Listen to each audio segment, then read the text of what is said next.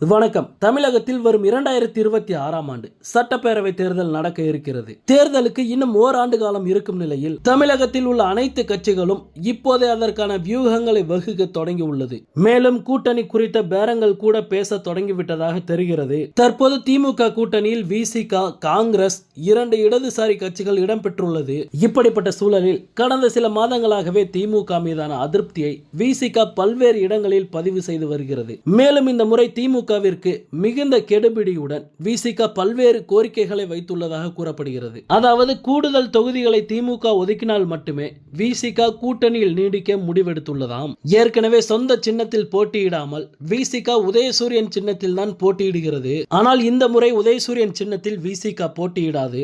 இந்த நிலையும் மாற வேண்டும் என விசிக திமுகவிடம் கோரிக்கை வைத்துள்ளதாம். மேலும் திமுக பாஜகவுடன் நெருக்கம் காட்டி வருகிறது.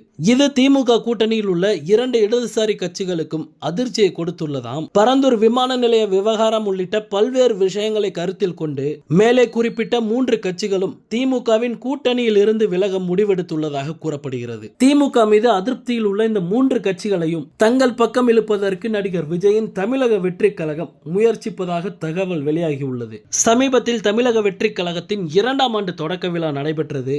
இந்த விழாவில் பேசிய அக்கட்சியின் தலைவர் விஜய் வழக்கம் போல் திமுகவை கடுமையாக விமர்சனம் செய்து பேசியிருந்தார். அது மட்டுமில்லாமல் திமுகவிற்கு உண்மையான எதிர்க்கட்சி தாவேகா தான் என அந்த கட்சியின் தேர்தல் பிரிவு பொதுச் செயலாளர் ஆதவ் அர்ஜுனா பேசியது அதிமுகவினர் மத்தியில் பெரும் அதிர்ச்சியை ஏற்படுத்தி உள்ளது.